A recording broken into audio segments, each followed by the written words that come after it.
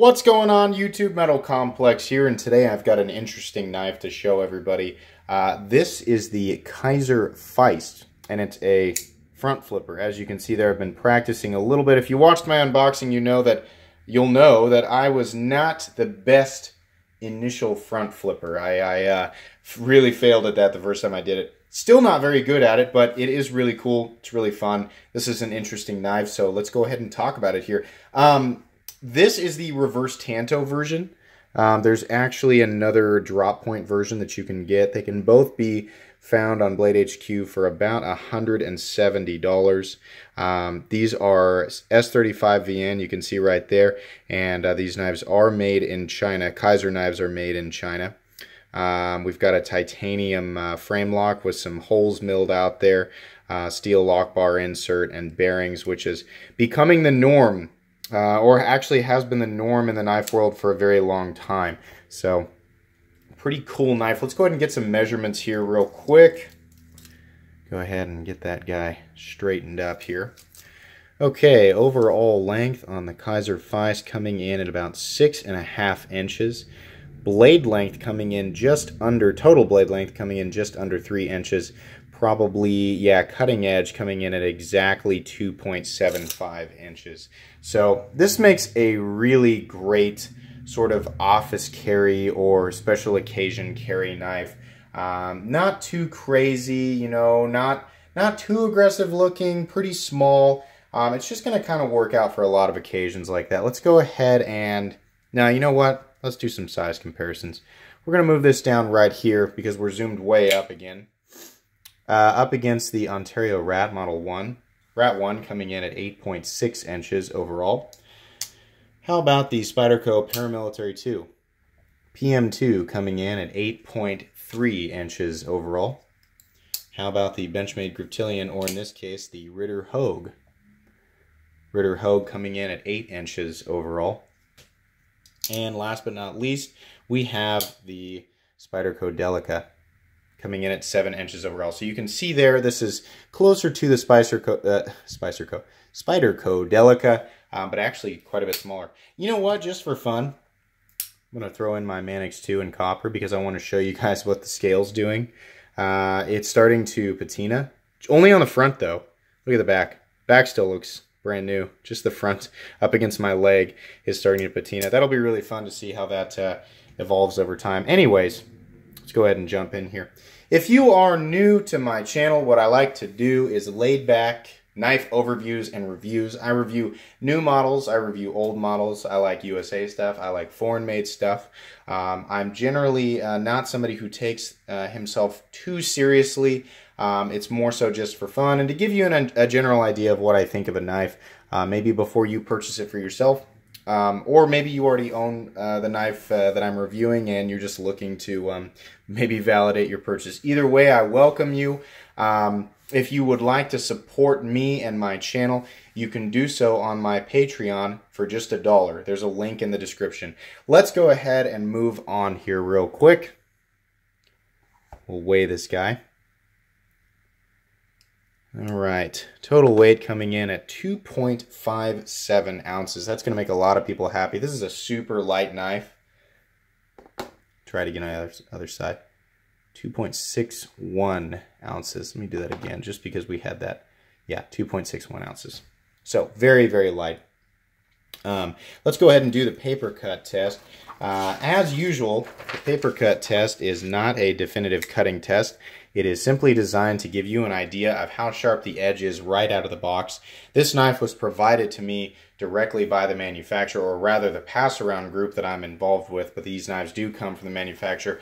I'll do my best to not let that affect my review. It's usually not a problem. In fact, it's never been a problem because I don't get to keep the knife. So it's easy for me to give my honest opinion. We'll go ahead and do the PM2 slice first, just to compare with the universal standard of sliciness. PM2, slicey as ever. How about the Feist? You know what? Pretty slicey. Slicier than I thought it was going to be. You know, oftentimes when I see those blades that are not very tall and you don't have a lot of belly, you know, regardless of how thick or thin they start out, it's just inside my head I don't expect it to be the most excellent slicer, but that's pretty impressive. 75 to 80% the sliciness of the PM2. Give you an idea of blade thickness here. Pretty thin blade, 145 thousandths on the PM2, so the Kizer Feist is probably, I don't know, 0.11, probably 0.10, something like that. Let's go ahead and focus here real quick. Let's take a look at the blade. So the blade on this guy is a reverse tanto. Not quite a, I don't know, I mean, I guess you could call it a Wharncliffe. They're calling it a reverse tanto. Nice semi-reflective stone wash finish on there. I really, really like that finish.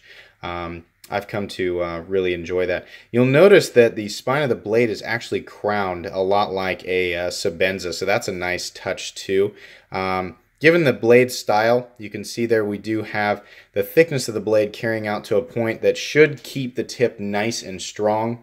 It does get, you know, the edge feels pretty sticky, pretty bitey, so it definitely is thin behind the edge.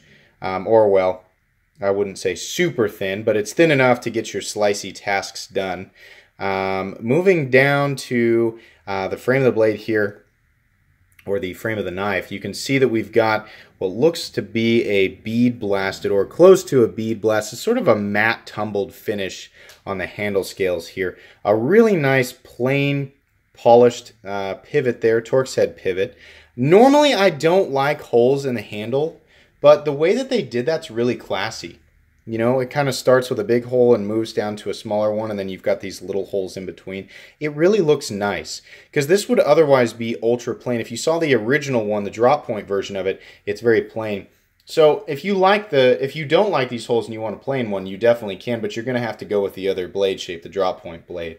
Moving back here, you can see there's a couple of Torx head screws. They look to be those little teeny tiny size. In fact, let's go ahead and, can we compare to the Delica?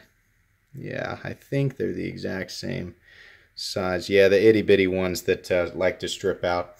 That's okay.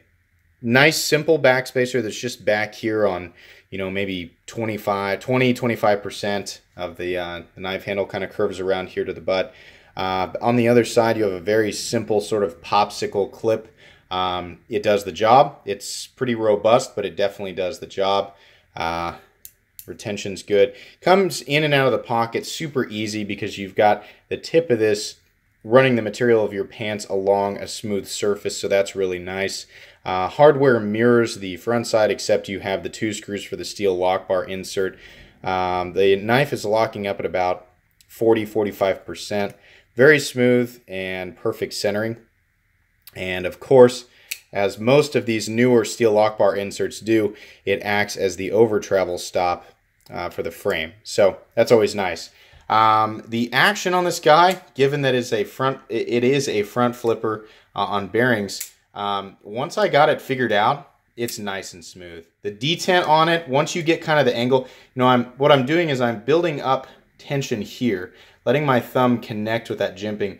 I'm building it up, and then I'm pushing it this way, sort of against the frame and up against the blade, so that when I break that detent, there's enough force to actually kick it out. I'm failing as I'm giving this description, but so that you have enough force to kick the blade out once you do it. And there are people who would make my attempts at that look shameful. In fact, I would venture to assume that most people could make me look shameful at that, but that's essentially what's happening there. And given that unique process with a front flipper, the action is very smooth. You don't have what I'd call a drop shut action on this, but you can certainly shake it shut. It's very smooth. It feels very close to frictionless on the inside of the pivot, and I will say it's very satisfying when you get a really good one. Once you get used to it like that was a good one. It's very satisfying to get that exactly right. So pretty cool. So there's not a whole lot to say about this knife. We have a $170 titanium frame lock front flipper, and truthfully, out there on the market right now, we don't have a whole lot of options for front flippers in this quality and price range. A lot of the front flippers that are out there at the time of this video are more expensive. I know there's the Smoke, and I don't know what that knife runs, but at $170, the Feist is one of the best front flippers. Now, I haven't had any others to compare it to. I'm echoing what I've heard. The Feist is one of the best front flippers for the money right now. And you know what? Titanium, S35 VN, really nice fit and finish. No blade play, up, down, left, or right. That's nice. You know, and you get a gentlemanly folder that has a fidget factor to it. Honestly, this is pretty cool. I really genuinely like this knife. The jimping placement right here is odd to me, though I have to admit, excuse me, on a knife like this, I don't know how appropriate excess jimping on the spine is, because this is not a hard use knife, it's more of a gentleman's folder, so you're really probably not going to be in too many situations where you're going to need to bear down on that blade. This is a simple, you know, take it out, open something, you know, cut some light material and then put it away. It's also kind of a conversation piece, you know, because a lot of people, you know, in the normal, I guess in the normal world, they just think of a pocket knife as, oh, we're failing hard. They think of a pocket knife as, I don't know, probably something closer to the Spyderco Delica, where they've got a lock they're familiar with. A lot of people aren't used to seeing even frame locks, let alone a deployment method like the front flipper. Right there, I just about tore the skin. I've got a lot of dead skin on my fingers. Not that you guys probably don't need a close-up on that, but I have a lot of dead skin on my fingers, and it's become increasingly more so because trying to figure out the exact spot that I want to flip this in. If you're too far forward, you won't break the D10. Trying to give a good example of that. It'll do something like this. If you're too far back, you're just going to be grinding your thumb against it. So you have to find the sweet spot and then deploy it, which leads me to this conclusion.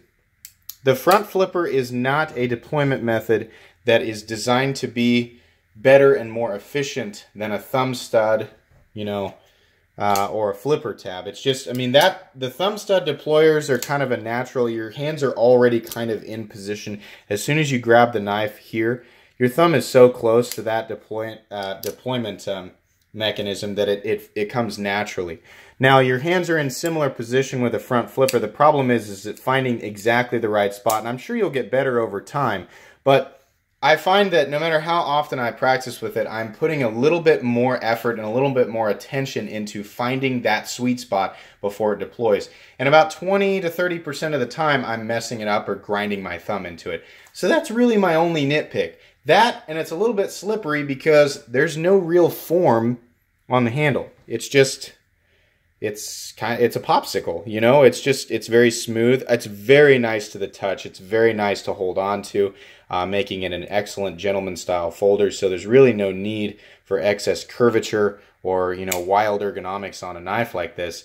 But those are the only things to, you know, to keep in mind before you make this purchase. It's going to be a little bit slippery, and finding the exact spot, that was a weird one.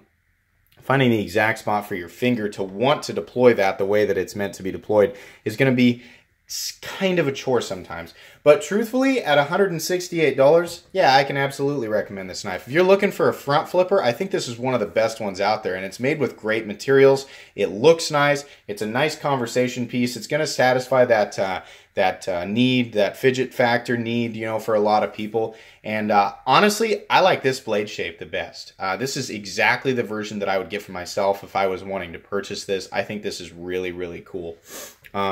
Truthfully though, guys, that is about all I have to say about this knife. What is going on with the lighting? Just a moment, guys. We're going to have to cut this video. Okay, anyways, that was super weird. My phone is slowly killing itself, so very soon I'll be upgrading phones, and we should get better picture quality, and those flashes and things that you see in my videos should eventually go away. But anyways, that's pretty much going to be it for this video today, guys. I hope you enjoyed this video. I hope you found it entertaining or informative. If so, please leave a like. And if you'd like to check out my other content, I do, of course, have lots of videos of knives that are either expensive or inexpensive that I do or don't like. So please check those out. And if you enjoy all my content, then please subscribe to my channel because there's definitely more coming. Thanks again for watching, and have a great day.